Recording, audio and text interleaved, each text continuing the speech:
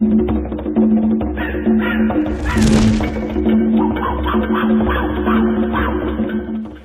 guys, Jungle Explorer here, and today I'm going to be reviewing and testing out the BOBLOV Night Vision Monocular. Got this from the BOBLOV company. They asked me to take a look at it for them, and I'm really excited about trying it out. I've had some monoculars in the past from that other people, not that I've actually owned, that I've used, that I borrow from other people. Just really haven't been impressed with them.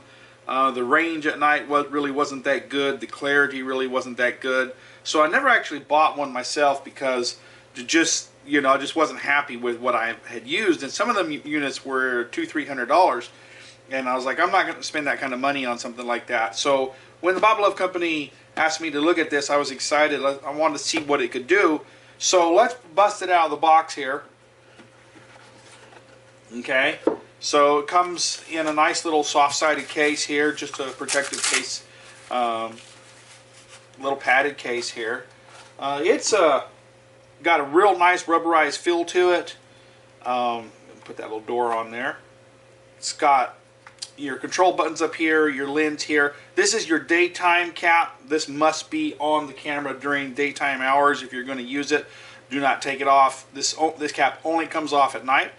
This is your infrared light emitter or illuminator. It has a tripod mount on it. Your battery slot right here takes 3 AA's, which I've already installed.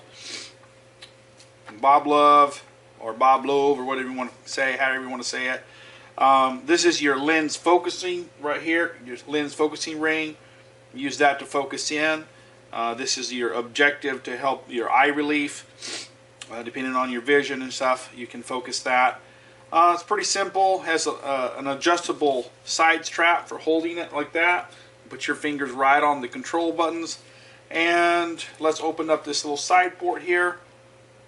And we see we have 3 different deals. You have an SD card slot, and the camera actually comes with a 16 gigabyte micro SD card. It comes with an RCA audio visual port and a USB mini port here. These accessories are in the box for you right here. You have your audio-visual cable and your mini USB cord right here. Now, the audio-visual cable, they do not perform the same function.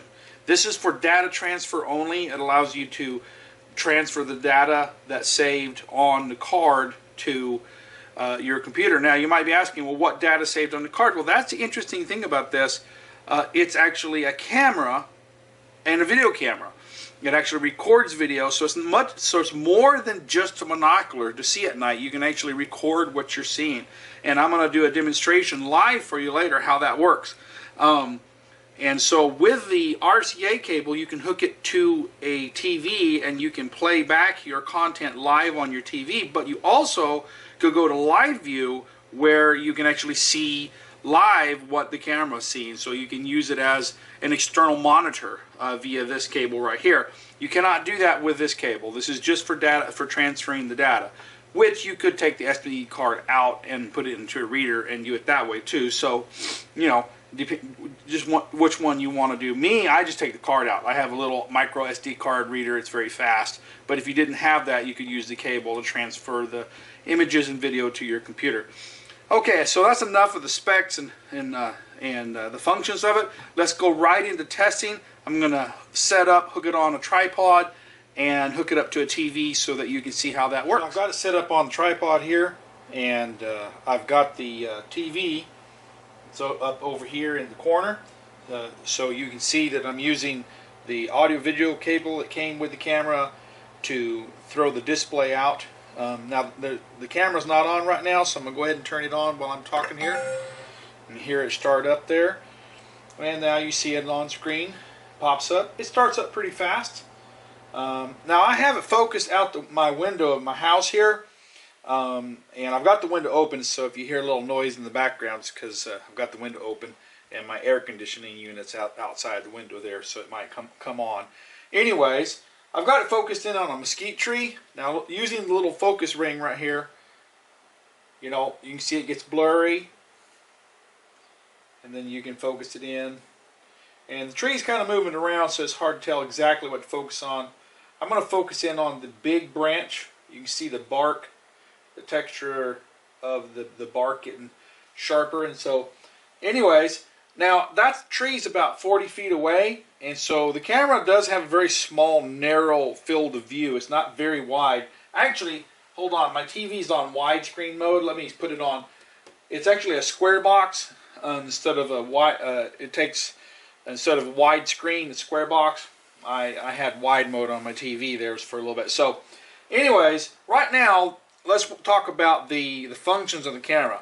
So that's as wide open as it's going to get. So it's about a 5 power magnification on there. You actually can zoom it in closer, but it is a digital zoom, not an optical zoom. If you don't know what a digital zoom is and how it works, I have a video that explains that.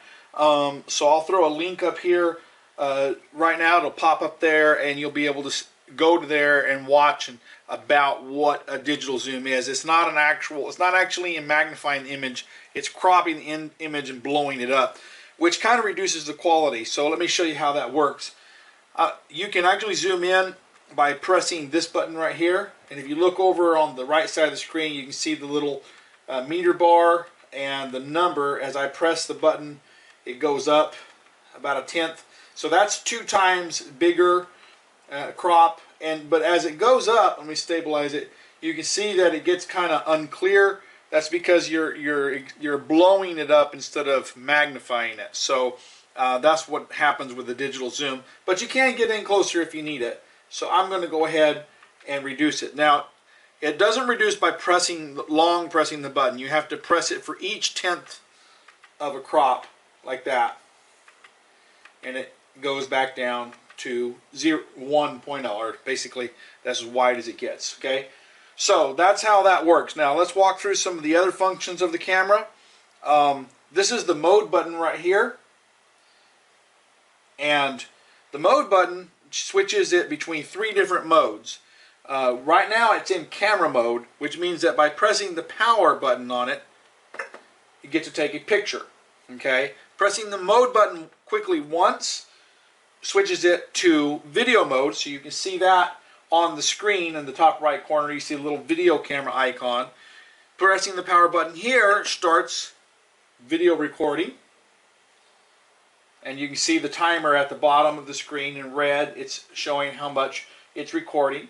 It also has audio, so I'll play it back. Okay, so pressing the power button again stops recording, and it records the file to the micro SD card. Pressing the mode button again puts you into playback mode, and then you can play back that file.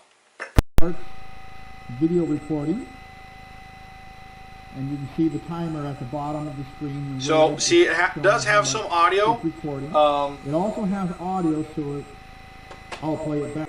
You know, it's not great audio, but it is there. Okay, so it has a mic somewhere on there. I don't actually know where the mic is. Couldn't find a hole or anything. So anyways, so that works. And then pressing the mode button again will put it back into camera mode. All right. Now long pressing the mode button puts you into programming mode, which you can control the brightness of it and other things that goes off screen. Long press, there it is. Pressing the mode button again gets you to the next one, and then down to the time set. Okay, when you're in time set, pressing the up arrow puts you into the programming the time, and then you set the time by moving the arrow up or down, and then pressing OK to go to the next, and then you can choose the month, so on and so forth until you're done, and then you can set your time that way. So function wise, it's pretty easy to use. It actually has quite good, daytime video, but remember, you must use the little daytime cap on there.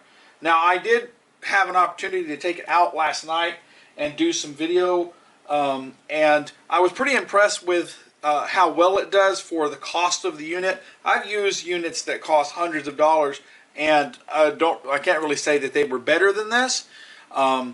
This one I could see about 80 yards at night, so I'm going to go ahead and throw those videos up while I'm talking.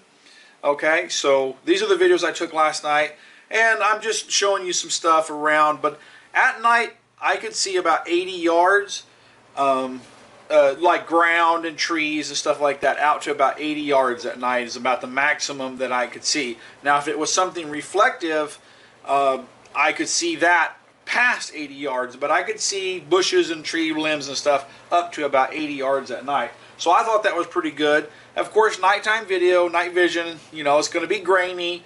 Even $1,000 units are grainy because it's just nighttime video, and it's not going to be any better than that. So anyways, you know, that gives you an example there of what it looks like. It's fairly easy to operate. It, you know, honestly, for the price, it really does an amazing job. I'm very impressed with it. So there you have it. That's what about all I can show you on this. I've tried to demonstrate all the functions of it for you, and if hopefully it's been useful to you. So remember, on all my videos, the product links for everything you see in the video are going to be underneath it in the description area. Just click on the Show More button under the YouTube video box, and you'll see the products there. I hope this video has been useful to you. If it has, please like, subscribe, and comment. Until next time, the Jungle Explorer signing out.